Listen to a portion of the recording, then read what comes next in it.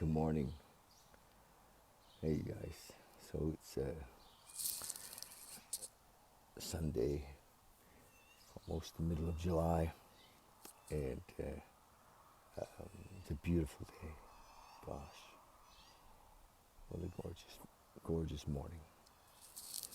So um, I do a reading on every morning around 9 o'clock, and I'm gonna do that this morning. It's a reading from a little book called the 24-Hour Day Book, and it's I guess we would call it a spiritual book, and it's based on it's a book written in 1954 to help people in their practice of the 12 steps in the AA program, and, and since then it's still being published by Hazelton, and it's a beautiful book, and I enjoy reading it. But what's been happening is that we've been having some discussion every morning about consciousness, about our ideas of God, about what are we looking for, what's really happening here. And I had a friend send me a message the other day, and he said that telling people that you were in touch with or communicating with God is kind of dangerous business. and and and it's given me pause to think. What is that he's saying, and what is it that I'm saying, and and what it seems to me, and I'm a layman, right? I'm not a scholar in this area. I'm a regular guy who has spent the last 40 years investigating for my own personal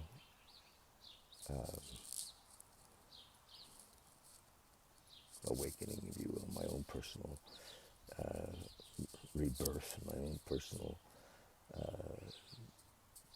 you know, really trying to get out of my own hell, and trying to find the way out, if you will, and sometimes I minimize that. I think,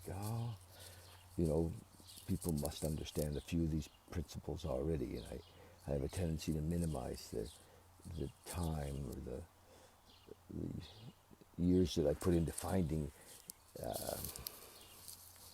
this connection, this relationship with the higher power that I have. And so I'm going to go over just a couple of quick things about this God business, and that have come to me in my search. And one of them is that we have a tendency, or we've been taught most of our lives, that we are separate from this idea of God. And even when we call it something, it speaks of separation. So it's almost, hard to speak about because it isn't separate. And and that may, alarm some people because you've been taught that some by our religions that there's something separate, and even it's reported that even Jesus said, "I and my Father are one." If that's true, then it's almost the end of the conversation. we're just playing around that, and so when I speak, I'm not speaking from a place of that I have a audience with a separate being that that I found tucked away in some far off place, some concept of a higher power or God. Although our ego and our mind does need that, it likes that. But what I finally recognized that was being said by most of the teachings was that we had to do a few things so that we could make this connection inside of us. The short list is we needed to clean up the wreckage of the past so that we weren't living in guilt, fear, shame, and because those things kept us out of this moment. We didn't want to be present because in the moment was guilt, shame, fear, and, and anger, and so we had to clean up some stuff so that we could be present, so that we could be still. Somewhere there was a saying, I think in Christianity again, be still and know that I'm God. And so the quietness that's necessary and can come to us through meditation, a practice, is key, because all of the teachings are pointing to the fact that this higher power, or God as we understand him, is deep down within us. It is not out there somewhere, and it's so within us that it is in essence us, but clouded. We can't see ourselves. And I'm not saying from an ego standpoint that we're God. I'm saying from a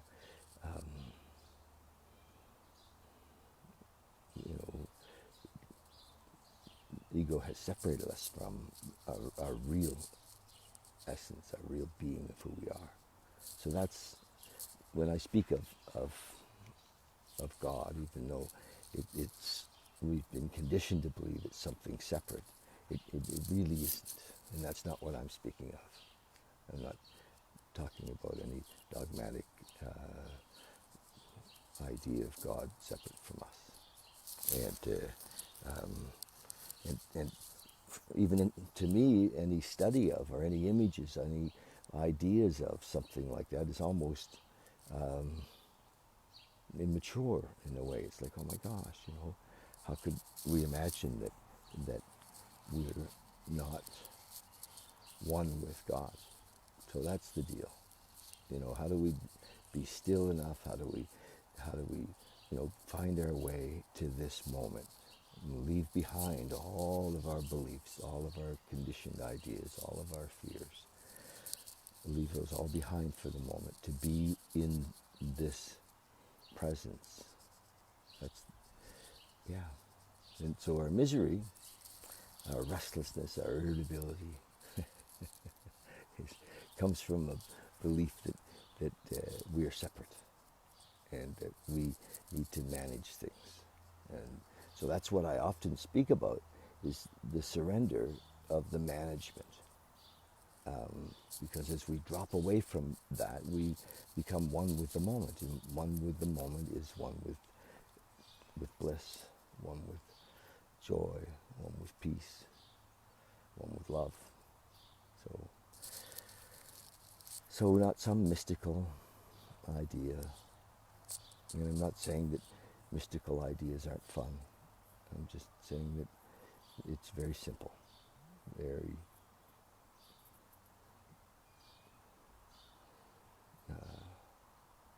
what's the word?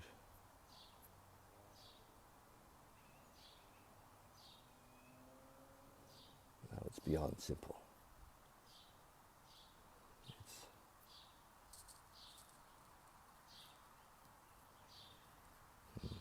There you go. Can't really be spoken of.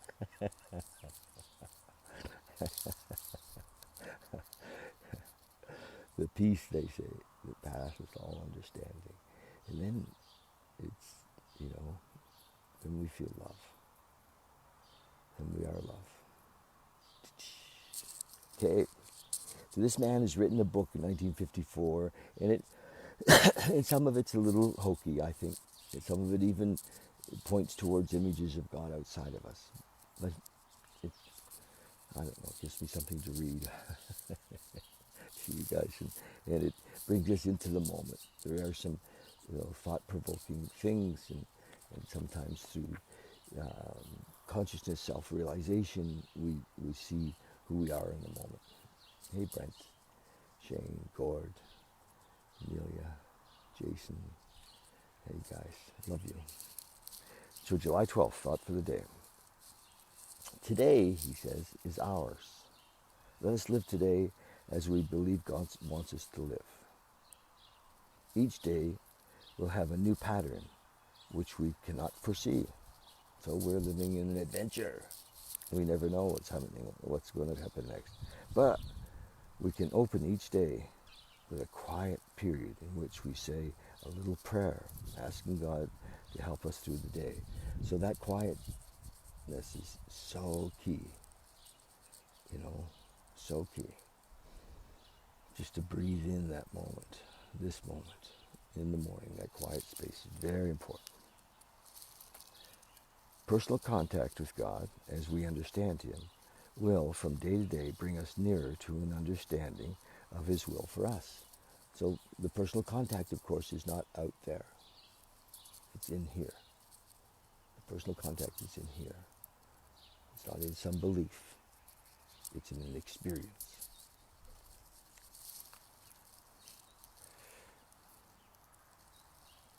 At the close of the day, we offer Him thanks for another day of sobriety.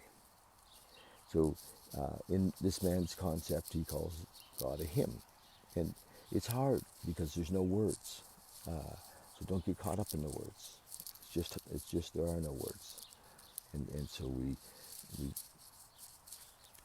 use concepts. At the close of the day, we offer Him thanks for another day of sobriety. A full, constructive day has been lived, and we are grateful. And his question at the thought for the day is, am I asking God each day for strength and thanking Him each night?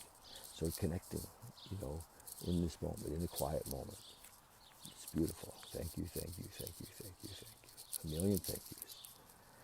And thank you brings us into the presence, into, who we are. And we're not who we think we are. Meditation for the day. If you believe that God's grace has saved you, then you must believe that He is meaning to save you yet more and to keep you in the way that you should go. Even a human rescuer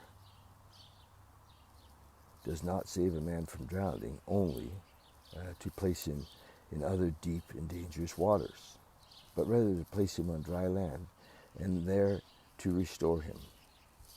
God, who is our rescuer, would certainly do this and even more. God will repeat the task He sets out to do, will complete the task He sets out to do. He will not throw you overboard if you're depending on Him. So that depending on that stillness deep inside of us, that's where the magic is. If there is, we think of it as magic because it's beyond our understanding. Yeah. Hey, Mr. Polanski. Good morning. Prayer for the day. I pray that I may trust God to keep me in the way.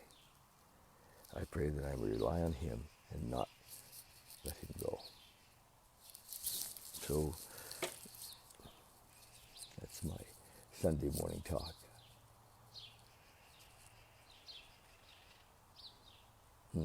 Thank you, Lord. Thank you. All right. That's it. I often find this, it's beautiful for me to be able to do this. Thank you so much. And these